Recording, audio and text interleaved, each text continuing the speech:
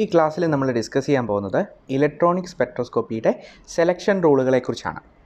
പ്രത്യേകിച്ചും transition metal കോംപ്ലക്സസിൻ്റെ കേസിൽ ഈ സെലക്ഷൻ റൂളുകൾ ഏത് രീതിയിലാണ് അപ്ലൈ ചെയ്യപ്പെടുന്നത് എന്നും നമ്മൾ കാണാനായിട്ട് പോകുന്നു. അപ്പോൾ സെലക്ഷൻ റൂളുകൾ എന്താണെന്ന് നമുക്ക് നോക്കാം. The selection rules governing transitions between electronic energy levels of transition metal complexes are. രണ്ട് സെലക്ഷൻ റൂളുകളാണ് ഇലക്ട്രോണിക് സ്പെക്ട്രയുടെ കേസിലായിട്ടുള്ളത്. ഒന്നാമത്തെ selection rule spin selection rule എന്നാണ് പറയുന്നത്. അത് നമുക്ക് ഡെൽറ്റ എസ് ഈക്വൽ ടു 0 എന്ന് പറയാം. അതായത് ഒരു ട്രാൻസിഷൻസ് നടക്കുമ്പോൾ സ്പിന്നിന് യാതൊരു ചേഞ്ചും ഉണ്ടാകാൻ പാടില്ല എന്നാണ് സ്പിൻ സെലക്ഷൻ റൂൾ പറയുന്നത്. രണ്ടാമത്തെ selection rule orbital selection rule എന്നാണ് വിളിക്കുന്നത്. അതിന് മറ്റൊരു പേര് കൂടിയുണ്ട്, ലപ്പോർട്ടെ സെലക്ഷൻ റൂൾ. അതിനെ നമുക്ക് delta L is equal to +or-1 എന്ന് റെപ്രസെൻറ്റ് ചെയ്യും. അപ്പോൾ നമുക്ക് ഈ രണ്ട് റൂളുകളെ വിശദമായിട്ട് കാണണം. ഒന്ന് സ്പിൻ സെലക്ഷൻ റൂളും രണ്ടാമത്തേത് orbital selection rule. The first rule says that allowed transition must involve the promotion of electrons without A change in there spin. അതായത് ഗ്രൗണ്ട് സ്റ്റേറ്റിൽ നിന്ന് എക്സൈറ്റഡ് സ്റ്റേറ്റിലേക്ക് പോകുമ്പോൾ, നമ്മുടെ സിസ്റ്റം പോകുമ്പോൾ ഇലക്ട്രോണിക് ട്രാൻസിഷൻ്റെ ഭാഗമായിട്ടാണ് ഇത് സംഭവിക്കുന്നത്. അങ്ങനെ വരുന്ന സമയത്ത് ഇലക്ട്രോണുകളുടെ സ്പിൻ സ്റ്റേറ്റിന് യാതൊരു മാറ്റവും ഉണ്ടാവാനായിട്ട് പാടില്ല. ഇനി അങ്ങനെ ഉണ്ടായാൽ മാത്രമേ സ്പിൻ സെലക്ഷൻ റൂള് ഒബേ ചെയ്യുന്ന ട്രാൻസിഷൻ എന്ന് നമുക്ക് പറയാൻ പറ്റൂ, അല്ലെങ്കിൽ അലൗഡ് ട്രാൻസിഷൻ എന്ന് പറയാനായിട്ട് പറ്റൂ. The second rule says that if the molecule has a center of symmetry, transition within a given set of p or d orbitals are forbidden. അത് നമ്മുടെ കേസിൽ ഒരു ടിപ്പിക്കൽ സെൻട്രോസിമെട്രിക് സിസ്റ്റമാണ് നമ്മുടെ കയ്യിലുണ്ടെന്ന് വെക്കുക. അതിനകത്ത് ട്രാൻസിഷൻസ് ഓർബിറ്റലുകൾ തമ്മിലാണ് നടക്കുന്നത്. ഒരു പിയിൽ നിന്ന് മറ്റൊരു പിയിലേക്ക് പോകുന്ന ട്രാൻസിഷൻസ് ഫോർബിഡൻ ആണ്. അതുപോലെ ഒരു ഡിയിൽ നിന്ന് മറ്റൊരു ഡിയിലേക്ക് പോകുന്ന ട്രാൻസിഷൻ ഫോർബിഡൻ ആണ്. അപ്പോൾ അതാണ് രണ്ടാമത്തെ സെലക്ഷൻ റൂൾ പറയുന്നത്. ഇനി അതിന് മറ്റൊരു രീതിയിൽക്കുള്ള ഡെഫിനിഷൻ കൂടിയുണ്ട്. Transition between States of same parity are also forbidden. ഈ പാരിറ്റി എന്താണെന്നൊക്കെ നമ്മൾ കണ്ടിട്ടുണ്ട്. നമ്മൾ ഓർബിറ്റലുകളെ T2G EG എന്ന് വിളിക്കുന്നുണ്ട് ഒക്ടാഹീഡ്രൽ കേസിൽ. അതിൽ ജെറൈഡ് അൺജെറൈഡ് എന്ന വാക്കൊക്കെ നിങ്ങൾക്ക് പരിചിതമായിരിക്കും. സെൻട്രോസിമെട്രിക് സിസ്റ്റവുമായിട്ടൊക്കെ ബന്ധപ്പെട്ടാണ് നിൽക്കുന്നത്. അപ്പോൾ അതുപോലെ ഒരു G സ്റ്റേറ്റിൽ നിന്ന് മറ്റൊരു G സ്റ്റേറ്റിലേക്ക് ട്രാൻസിഷൻസ് നടക്കില്ല. അതാണ് ഈ പറയുന്ന ലപ്പോർട്ടെ സെലക്ഷൻ റൂളിൻ്റെ മറ്റൊരു ആസ്പെക്റ്റ്. അതേസമയം U to Uവും നടക്കില്ല. ഇനി നമുക്ക് ഈ സെലക്ഷൻ റൂളുകളെ അല്പം വിശദമായിട്ട് കാണാം. ഒന്നാമത്തെ സെലക്ഷൻ റൂളാണ് സ്പിൻ സെലക്ഷൻ റൂൾ. നമ്മൾ പറഞ്ഞു സ്പിൻ ചേഞ്ച് ഉണ്ടാവാനായിട്ട് പാടില്ല. അതിനൊരു എക്സാമ്പിൾ എടുത്ത് നമുക്ക് കാണാം. ഈ ഒരു സിസ്റ്റം നോക്കുക. ഇവിടെ ലെഫ്റ്റ് സൈഡിൽ കാണിച്ചിരിക്കുന്നത് ഇത് ഗ്രൗണ്ട് സ്റ്റേറ്റും ഇത് എക്സൈറ്റഡ് സ്റ്റേറ്റുമാണ്. ഗ്രൗണ്ട് സ്റ്റേറ്റിൽ ഒരു ഇലക്ട്രോൺ ഉണ്ട്. ഈ ഇലക്ട്രോൺ എനർജി കിട്ടിക്കഴിയുമ്പോഴത്തേനും ഒരു ഹൈ എനർജി ഓർബിറ്റിലേക്ക് പോയി. അപ്പോൾ ഈ ഒരു അറേഞ്ച്മെൻറ്റിനെയാണ് നമ്മൾ എക്സൈറ്റഡ് സ്റ്റേറ്റ് എന്ന് വിളിക്കുന്നത്. അപ്പോൾ ഒരു കാര്യം ശ്രദ്ധിക്കേണ്ടത്, ഈ രണ്ട് ഓർബിറ്റലുകളും ഗ്രൗണ്ട് സ്റ്റേറ്റിൻ്റെ ഭാഗമാണ്. എവിടെയാണ് ഒക്കുപ്പൈ ചെയ്തിരിക്കുന്നത്? താഴെയാണ്.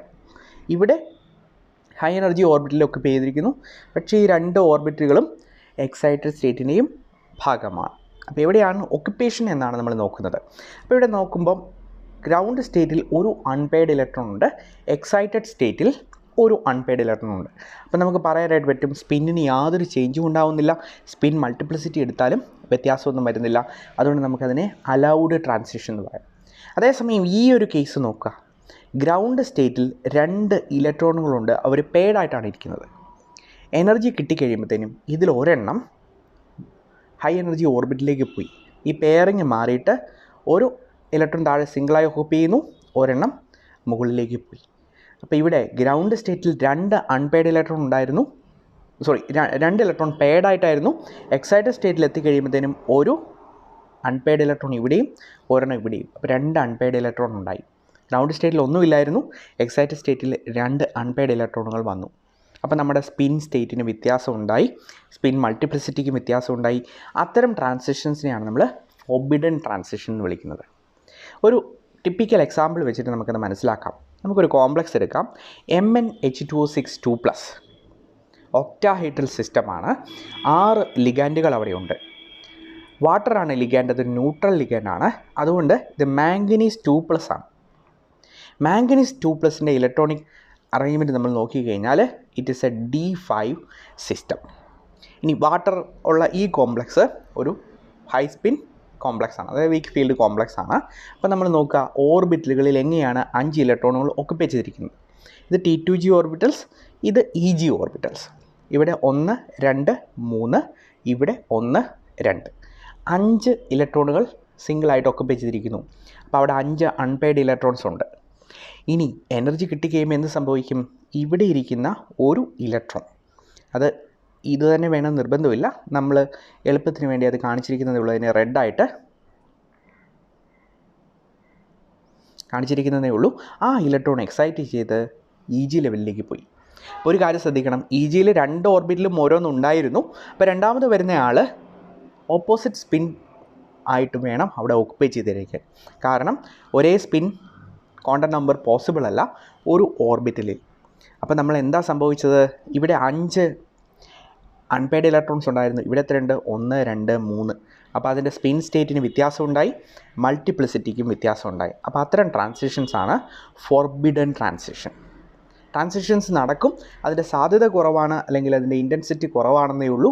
അത്തരം ട്രാൻസിഷൻ നമ്മൾ സ്പിൻ ഫോർബിഡൻ ട്രാൻസിഷൻ എന്ന് വിളിക്കും. ഇനി നമുക്ക് എനർജി സ്റ്റേറ്റുകൾ ഉപയോഗിച്ച് പറയാം. ടേമിൽ നിന്ന് നമ്മൾ സ്പ്ലിറ്റ് ചെയ്ത ഇത്തരത്തിലുള്ള ടേം സ്റ്റേറ്റുകളൊക്കെ കണ്ടിട്ടുള്ളതാണ്. 2 എനർജി സ്റ്റേറ്റുകൾ, അതിലൊരെണ്ണത്തിനെ 3T1g എന്നും മറ്റതിനെ 3T2g എന്നും റെപ്രസെൻ്റ് ചെയ്യാം. 3T1gയിൽ നിന്ന് നമ്മുടെ സിസ്റ്റം 3T2gയിലേക്ക് പോയി. അപ്പോൾ അവിടെ സെലക്ഷൻ റൂള് ഒബേ ചെയ്യുന്നുണ്ടെന്ന് നോക്കാൻ നമ്മൾ എന്താ നോക്കേണ്ടത്? മൾട്ടിപ്ലിസിറ്റിക്ക് വ്യത്യാസം ഉണ്ടായിട്ടുണ്ടോ? സ്പിൻ മൾട്ടിപ്ലിസിറ്റി ഇവിടെ 3 ആണ്, ഇവിടെയും 3 ആണ്. അപ്പോൾ നമുക്കതിനെ പറയാം സ്പിൻ അലൗഡ് ട്രാൻസിഷൻ. അതേസമയം നമുക്ക് മറ്റൊരു ട്രാൻസിഷൻ നോക്കാം, 3T1g to 1A2g. അപ്പോൾ ഇവിടെ മൾട്ടിപ്ലിസിറ്റി നോക്കുക, ഇവിടെ 3 ആണ്, ഇവിടെ 1. അപ്പോൾ എന്താ സംഭവിച്ചത്? മൾട്ടിപ്ലിസിറ്റിക്ക് വ്യത്യാസം ഉണ്ടായി. അതെപ്പോഴാണ്? സ്പിന്നിന് വ്യത്യാസം ഉണ്ടാകുമ്പോൾ. അപ്പോൾ നമുക്ക് പറയാനായിട്ട് പറ്റും അതൊരു സ്പിൻ ഫോർബിഡൻ ട്രാൻസിഷനാണ്. അപ്പോൾ ഇതാണ് ആദ്യത്തെ സെലക്ഷൻ റൂള്. രണ്ടാമത്തെ സെലക്ഷൻ റൂള് ലപ്പോർട്ടെ സെലക്ഷൻ റൂളാണ്. എന്താണെന്ന് നമ്മൾ പറഞ്ഞു കഴിഞ്ഞു, കൂടുതൽ വിശദമായിട്ട് നമുക്കിപ്പോൾ കാണാം. Allowed transitions are those which occur between gerade to ungerade or ungerade to gerade. അതായത് G to U transitions allowed ആണ്, U to G transitions allowed ആണ്. അതേസമയം G to G or U to U transitions allowed അല്ല. അത് ഓർബിറ്റലിൻ്റെ കേസിലാണെങ്കിലും അതെ, energy സ്റ്റേറ്റുകളുടെ കേസിലാണെങ്കിലും അതെ. അതനുസരിച്ച് നമുക്ക് പറയാം T2g to EG ട്രാൻസിഷൻ, രണ്ടിൻ്റെ അകത്തും ജെറൈഡാണ് systems. T2g to EG transitions forbidden ആണ്. അതായത് D ഓർബിറ്റലിൽ നിന്ന് D ഓർബിറ്റലിലേക്ക് DD ട്രാൻസിഷൻസ് ലപ്പോർട്ടെ ഫോർബിഡൻ ആണ് എന്ന് നമുക്ക് പറയാം.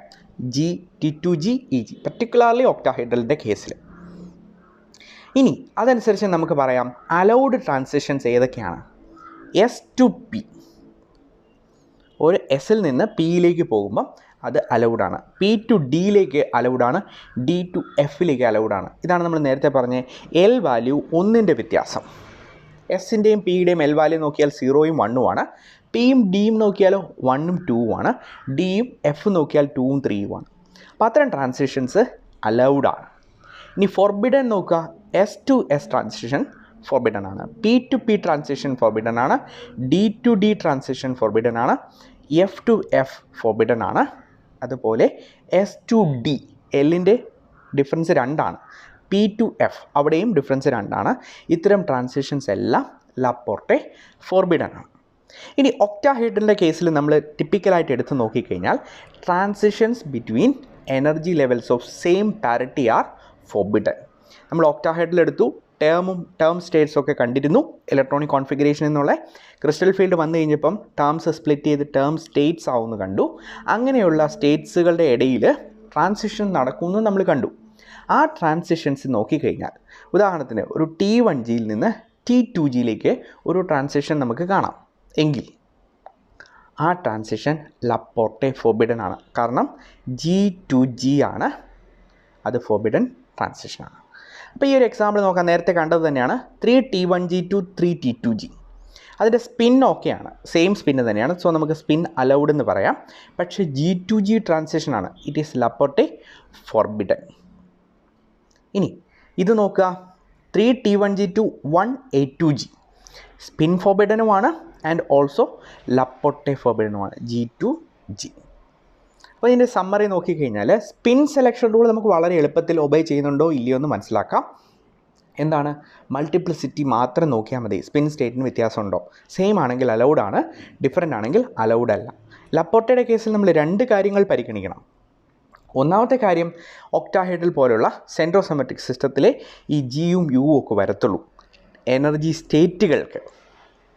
അപ്പോൾ അത്തരം കേസിൽ G2G ട്രാൻസിഷൻസ് അല്ലെങ്കിൽ U2U ട്രാൻസിഷൻസ് അലൗഡ് അല്ല, അവർ ഫോർബിഡൻ ആണ്. അതേസമയം G2Uവും U2Gയും അലൗഡാണ്. ഇനി അങ്ങനെ അല്ലാത്ത കേസുകളിലും ഇത് ബാധകമാണ്. അന്നേരം നമ്മൾ ഓർബിറ്റലുകൾ നോക്കണം, DF PS എന്നുള്ളത്. അവിടെയും നേരത്തെ പറഞ്ഞ കണ്ടീഷൻസ് ബാധകമാണ്. ΔL വാല്യൂ അവിടെയും D ട്രാൻസിഷൻസ് ഫോർബിഡൻ ആണ്, FF ട്രാൻസിഷൻസ് ഫോർബിഡൻ ആണ്.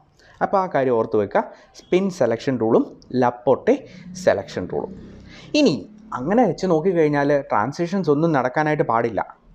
പക്ഷേ ഇത്തരം കോംപ്ലക്സുകളിൽ ട്രാൻസിഷൻസ് നടക്കാറുണ്ട്. അതിന് കാരണം ചില റിലാക്സേഷൻ ഇവിടെ സംഭവിക്കുന്നു. അതായത് ചില പ്രത്യേക കണ്ടീഷൻസിൽ ഈ സെലക്ഷൻ റൂളുകൾ റിലാക്സ് ചെയ്യപ്പെടുകയും ട്രാൻസിഷൻസ് നടക്കുകയും ചെയ്യും. അതാണ് നമുക്കിനി കാണാനായിട്ടുള്ളത്, റിലാക്സേഷൻ ഓഫ് സെലക്ഷൻ റൂൾസ്. അത് പല രീതിയിൽ നടക്കാം. ഒന്നാമത്തെ കാര്യം സ്പിൻ ഓർബിറ്റ് കപ്ലിംഗ് ആണ്. This gives rise to weak spin forbidden bands. അപ്പോൾ അത് സ്പിൻ സെലക്ഷൻ റൂളിൻ്റെ കേസിലാണ് പ്രധാനമായിട്ടും ആപ്ലിക്കബിളായി വരുന്നത്. സ്പിൻ ഓർബിറ്റ് കപ്ലിംഗ് നടക്കുന്നു, അതിനനുസരിച്ച് സ്പിൻ ഫോർബിഡൻ ട്രാൻസിഷൻസ് ചെറുതായിട്ടെങ്കിലും നടക്കും. രണ്ടാമത്തെ ആസ്പെക്റ്റ് ഇതാണ്, vibronic coupling. An octahedral complex may have allowed vibrations when the molecule is asymmetric. Absorption of light at that moment is then possible. So there will be vibrations. Molecule okay centrosymmetric സിസ്റ്റമാണ്, അവിടെ forbidden ആയിട്ടാണ് transitions ഇരിക്കുക.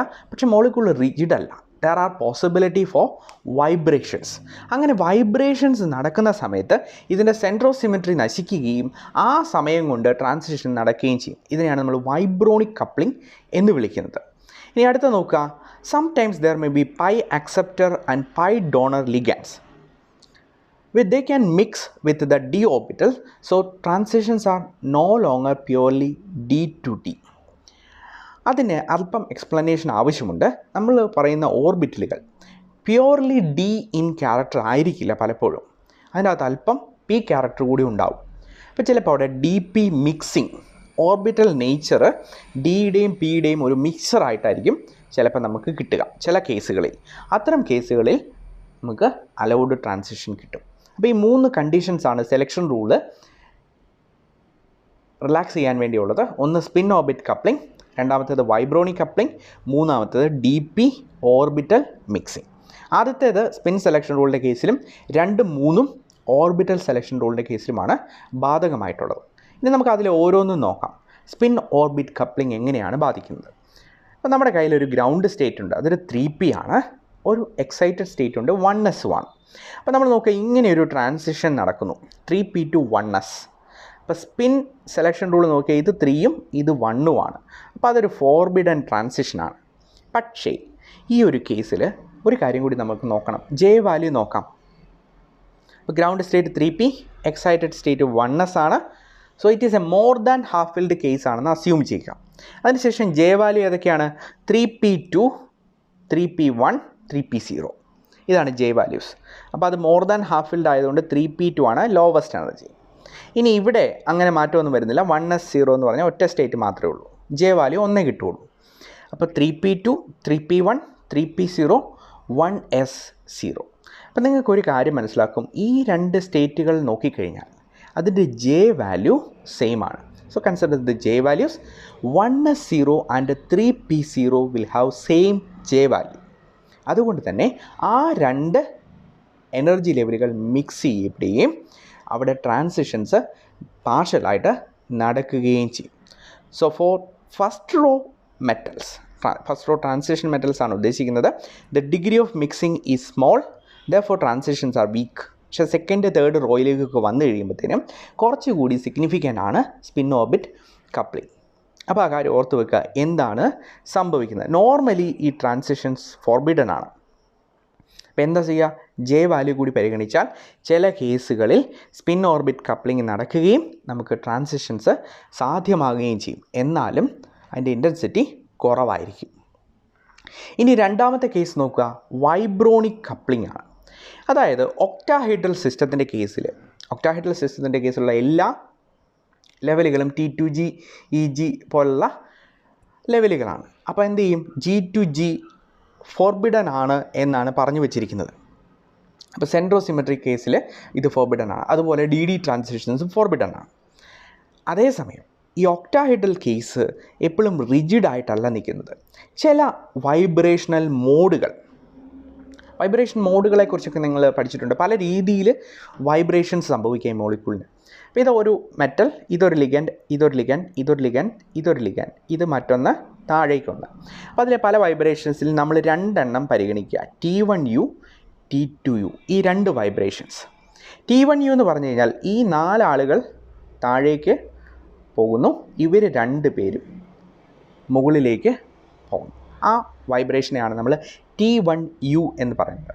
അതുപോലെ T2U നോക്കുക, ഇത് മുകളിലേക്ക്, ഇത് താഴേക്ക്, ഈ രണ്ടിനും മാറ്റങ്ങളൊന്നും സംഭവിക്കില്ല. അതാണ് T1U T2U വൈബ്രേഷൻസും. അപ്പം an octahedral complex possesses a center of symmetry, but molecular vibrations results in its temporary loss. അപ്പം സെൻറ്റർ ഓഫ് സിമെട്രി ഉണ്ടായിരുന്നെങ്കിൽ അത്തരം ട്രാൻസിഷൻസ് ഫോർബിഡൻ ആയിരുന്നു.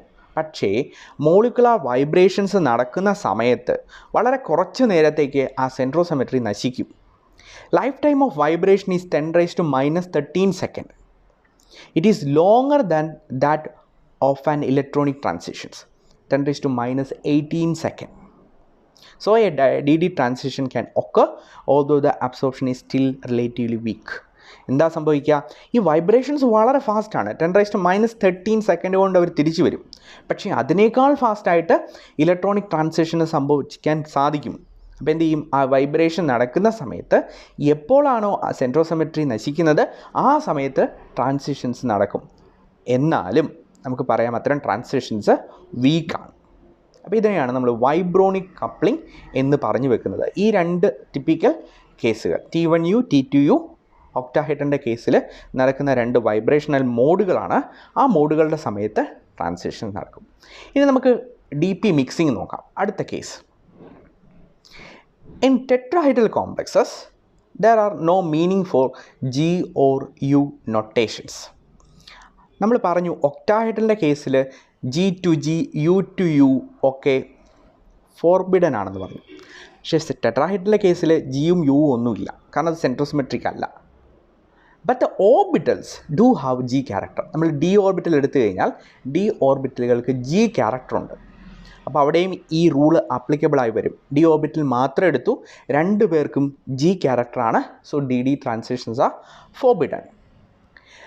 But when the tetrahedron is formed, the 3 p orbitals and 3 d orbitals, 3 p orbitals നമുക്കറിയാം, px py pz, and the 3 d orbitals ഏതൊക്കെയാ? xy yz xz of the metal ion in TD environment have same symmetry T2. അപ്പോൾ ഇതിൻ്റെ വിശദമായ explanation നിങ്ങൾ 4th സെമ്മിൽ പഠിക്കുന്നുണ്ട്. അപ്പോൾ ഇത്ര മാത്രം ഓർത്താൽ മതി. നമ്മൾ സാധാരണഗതിയിൽ ടെട്രാഹെഡ്രൻ ഉണ്ടാകുമ്പോൾ sp3 ഹൈബ്രിഡൈസേഷനും sd3 ഹൈബ്രിഡൈസേഷനും ടെട്രാഹെഡ്രൽ ഉണ്ടാക്കിയെടുക്കാം. പക്ഷേ actual situation is in between these 2. sp3ക്കും sd3ക്കും സാധ്യത എവിടെയുണ്ട്. അപ്പോൾ ഈ 2 കാര്യങ്ങൾ കൂടി നമ്മൾ പരിഗണിക്കണം. അപ്പോൾ പാർഷ്യലി അതിന് p ക്യാരക്ടറുണ്ട്, പാർഷ്യലി d ക്യാരക്ടറുണ്ട്. അതിന് കാരണം എന്താണ്? അവരുടെ 2 എണ്ണത്തിനെയും സിമെട്രി സ്പീഷീസ് സെയിം ആണ്. So mixing occurs between these orbitals. അപ്പോൾ നമ്മൾ നോക്കാം, p ഓർബിറ്റലിന് U ക്യാരക്ടറുണ്ട്, d ഓർബിറ്റലിന് G ക്യാരക്ടറുണ്ട്. അതിൻ്റെ റീസണൊക്കെ നിങ്ങൾക്ക് അറിയാമായിരിക്കും. p ഓർബിറ്റലിൻ്റെ വേവ് ഫംഗ്ഷൻ നേച്ചർ വെച്ചിട്ട് നമുക്ക് പറയാം ദിസ് ഈസ് U. ഡിയുടെ കേസാണെങ്കിൽ അത് G. അപ്പോൾ p ഓർബിറ്റലിന് U ക്യാരക്ടറും d ഓർബിറ്റലിന് G ക്യാരക്ടറും ഉണ്ട്. അതുകൊണ്ട് ഇവർ മിക്സ് ചെയ്ത് കഴിയുമ്പോൾ നമുക്ക് പറയാനായിട്ട് പറ്റും resultant MOs will have U and G character. So Laporte rule is relaxed. Laporte എന്ന് പറഞ്ഞാൽ എന്താ, G to G, U to U allowed അല്ലെന്നാണ്. പക്ഷേ ഇവിടെ എന്താ, മിക്സഡ് ക്യാരക്ടറാണ്. So Laporte rule is relaxed. Transition become partially allowed. നമ്മൾ 3 കാര്യങ്ങൾ കണ്ടു. Spin selection rule, Laporte selection rule കണ്ടു. അതിൻ്റെ റിലാക്സേഷനായിട്ട് 3 കാര്യങ്ങൾ. ഒന്ന് സ്പിൻ ഓർബിറ്റ് കപ്ലിംഗ്, രണ്ടാമത്തേത് വൈബ്രോണിക് കപ്ലിംഗ്, മൂന്നാമത്തേത് DP മിക്സിംഗ്. അപ്പോൾ അതിൻ്റെ ഒരു എക്സാമ്പിൾ നമുക്ക് നോക്കാം. ഇത് കൊബാൾട്ട് സിസ്റ്റംസ് ആണ്. COCl4 2- COH2O6 2+. അപ്പോൾ രണ്ടെണ്ണത്തിൻ്റെയും കളർ 2 ടെസ്റ്റ് ട്യൂബിൽ കാണിച്ചിട്ടുണ്ട്. കളർ നല്ല ഡിഫറൻസ് ഉണ്ട്. ഇതുകൂടാതെ ഇതിൽ അത്യാവശ്യം ഇൻറ്റൻസ് കളറാണ്, ഇതിലൊരു ഫെയിൻറ്റ് കളറേ ഉള്ളൂ. അപ്പോൾ നിങ്ങൾ നോക്കുക, ഒരെണ്ണം ഒക്ടാഹൈഡ്രലാണ്, രണ്ടാമത്തേത് ടെട്രാഹൈഡ്രലാണ്. COCl4 2-. രണ്ടിലും കൊബാൾട്ട് 2+ ഓക്സിഡേഷൻ സ്റ്റേറ്റിലാണുള്ളത്. ഇപ്പോൾ രണ്ടെണ്ണത്തിൻ്റെയും എനർജി സ്റ്റേറ്റുകളും കാര്യങ്ങളൊക്കെ അല്ലെങ്കിൽ ടേംസൊക്കെ സെയിം ആണ്. പക്ഷേ ആകെ എന്താണ് അവിടുത്തെ ട്രാൻസിഷനിൽ നടക്കുന്ന വ്യത്യാസം? CO2+ ആണ്. അവിടുത്തെ ട്രാൻസിഷൻ നടക്കുന്ന വ്യത്യാസം ഇതാണ്, ഒന്ന് ഒക്ടാഹൈഡ്രലും ഒന്ന് ടെട്രാഹൈഡ്രലുമാണ്. രണ്ടിടത്തും DD ട്രാൻസിഷൻസ് ആണ് നടക്കുന്നത്. പക്ഷേ ഒക്ടാഹൈഡ്രലിൻ്റെ കേസിൽ എന്താ സംഭവിക്കുക? നമ്മൾ നേരത്തെ പറഞ്ഞ ലപ്പോർട്ടെ റൂള് ആപ്ലിക്കബിൾ ആണ് കൂടുതലായി. കാരണം എനർജി ലെവലുകൾക്കും ഓർബിറ്റലുകൾക്കും G ക്യാരക്ടറുണ്ട്. സോ അത് ലപ്പോർട്ടെ ഫോർബിഡൻ ആണ്. അതേസമയം ടെട്രാഹൈഡ്രലിൻ്റെ കേസിൽ അത് സെൻട്രോസിമെട്രിക് അല്ല. അതുകൊണ്ട് എന്ത് സംഭവിക്കുന്നു? അത് കൂടുതൽ ഇൻറ്റൻസ് ട്രാൻസിഷൻ നമുക്ക് തരും. ഇവിടെ നമുക്ക് നോക്കിയറിയാം ഇതിന് ഇൻറ്റൻസ് കളറുണ്ട്. ഇനി അതുകൂടാതെ ഇവിടെ നോക്കിയറിയാം ഇതിൻ്റെ ഇൻറ്റൻസിറ്റി നോക്കിക്കഴിഞ്ഞാൽ ടെട്രാഹൈഡ്രലിൻ്റെ കേസിൽ നമുക്ക് നല്ല ഇൻറ്റൻസ് ആയിട്ടുള്ള അബ്സോർപ്ഷനാണ് കിട്ടുന്നത്. ഇനി ഇതിൻ്റെ ബേസിൽ നമുക്ക് ടൈപ്സ് ഓഫ് ട്രാൻസിഷൻസ് നോക്കാം. 3 തരം ട്രാൻസിഷൻസ് അല്ലെങ്കിൽ പലതരം ട്രാൻസിഷൻസ് നമ്മൾ കണ്ടു. അതിൽ ചാർജ് ട്രാൻസ്ഫർ എന്ന് പറഞ്ഞൊരു കാറ്റഗറി ട്രാൻസിഷൻസ് നമ്മൾ കണ്ടിരുന്നു. either it can be from ligand to metal or metal to ligand. ആ കേസിൽ ഈ പറഞ്ഞ സെലക്ഷൻ റൂളുകളൊന്നും ബാധകമല്ല. ലപ്പോർട്ടയും ബാധകമല്ല, സ്പിൻ സെലക്ഷൻ റൂളും ബാധകമല്ല. അതുകൊണ്ട് അത്തരം ട്രാൻസിഷൻസിനെ നമ്മൾ ഫുള്ളി അലൗഡ് ട്രാൻസിഷൻ എന്ന് വിളിക്കും.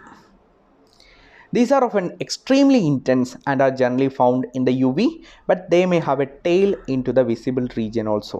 അവർ UV റീജിയനിലോ അല്ലെങ്കിൽ അതിൻ്റെ ചെറിയൊരു പോർഷൻ വിസിബിൾ റീജിയനിലോ കാണും. അപ്പോൾ ഇവിടെ ഇത് പറയാനുള്ള കാര്യം, നമ്മളവരെ ഫുള്ളി അലൗഡാണ്. ഈ 2 സെലക്ഷൻ റൂളുകൾ അവർക്ക് ബാധകമല്ല എന്ന് പറയാൻ വേണ്ടിയാണ്.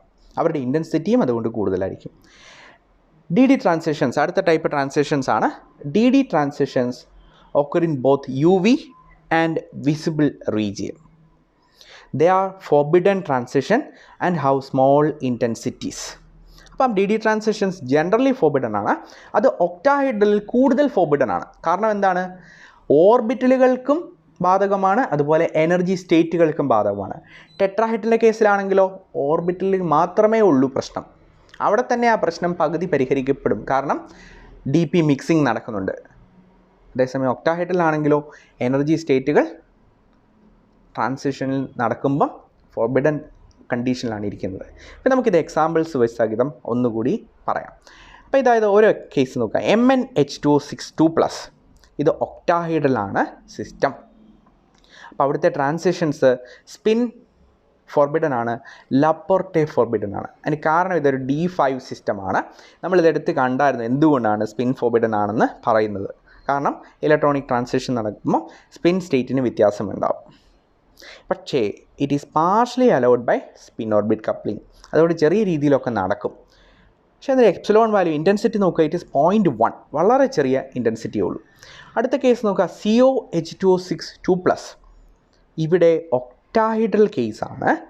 സ്പിൻ അലൗഡാണ് ട്രാൻസിഷൻ ഒക്ടാഹൈഡ്രലിൻ്റെ കേസിൽ, പക്ഷേ ലപ്പോർട്ടെ ഫോർബിഡൻ ആണ്. എന്നാലും ഇവിടെ വൈബ്രോണിക് കപ്ലിങ്ങും DP മിക്സിങ്ങും നടക്കുന്നതുകൊണ്ട് പാർഷ്യലി അലൗഡാണ്. അവിടുത്തെ എപ്സിലോൺ വാല്യൂ എത്രയാണ്? 1 to 10. ഇനി അടുത്ത കേസ് നോക്കുക, COCl4 2-. It is A tetrahedral system. അവിടെ സ്പിൻ അലൗഡാണ്, അത്തരം ട്രാൻസിഷൻസ് അവിടെ സാധ്യമാണ്. ഇനി ലപ്പോർട്ടെ അലൗഡാണോ എന്ന് നോക്കിക്കഴിഞ്ഞാൽ എന്താണ് പ്രശ്നം? ഓക്കെ, ആ മോളിക്യൂളിന് സെൻറ്റർ ഓഫ് സിമെട്രി ഇല്ല. അപ്പോൾ അതുകൊണ്ട് അവിടുത്തെ എനർജി ലെവലുകൾ T1 T2 E എന്നൊക്കെയാണ് നമ്മൾ പറയുക. അവിടെ ആ പ്രശ്നം വധിക്കുന്നില്ല. But still the orbital will have some characters. അതുകൊണ്ട് പാർഷ്യലി അവിടെ ലപ്പോട്ടെ ഇഷ്യൂ ഉണ്ടാക്കും. എന്നാലും അതിൻ്റെ ഇൻറ്റൻസിറ്റി കൂടുതലാണ്, 50 to 150. അപ്പോൾ ഒക്ടാഹൈഡ്രലിനെ അപേക്ഷിച്ച് വളരെ ഇൻറ്റൻസ് ആയിട്ടുള്ള ട്രാൻസിഷൻസ് അല്ലെങ്കിൽ അബ്സോർപ്ഷൻസ് നമുക്ക് ടെട്രാഹൈഡ്രൽ തരും. അതൊരു ക്വസ്റ്റ്യൻ ആയിട്ട് വേണമെങ്കിൽ ചോദിക്കാം. COCl4ൻ്റെ COH2O6ൻ്റെ കേസോ അതുപോലെ ഏതൊരു കേസ് എടുത്ത് നമുക്ക് ചോദിക്കാം. അതിന് കാരണം എന്താണ്? ഒക്ടാഹൈഡ്രൽ എന്ന് പറഞ്ഞാൽ അതൊരു സെൻട്രോസിമെട്രിക് സിസ്റ്റമാണ്. അവിടുത്തെ എനർജി ലെവലുകൾക്ക് G അല്ലെങ്കിൽ U ക്യാരക്ടറുണ്ട്. അവിടെ ഫുള്ളി ഫോർബിഡൻ ട്രാൻസിഷൻസ് ആണ് അവിടെ ഉള്ളത്. ലപ്പോട്ടെ ഫോർബിഡൻ. അതേസമയം ടെട്രാഹൈഡ്രലിൻ്റെ കേസിൽ അത് മുഴുവനായിട്ടും ബാധകമാവില്ല. ഇനി നമുക്ക് KMnO4 പോലുള്ള സിസ്റ്റം നോക്കാം. ചാർജ് ട്രാൻസ്ഫർ ആണ്, അത് ഫുള്ളി അലൗഡ് ആണ്. അപ്പോൾ അവരുടെ ഇൻറ്റൻസിറ്റി നോക്കുക, it is about 1000 to 10⁶ times. വളരെ കൂടിയ ഇൻറ്റൻസിറ്റിയാണ്.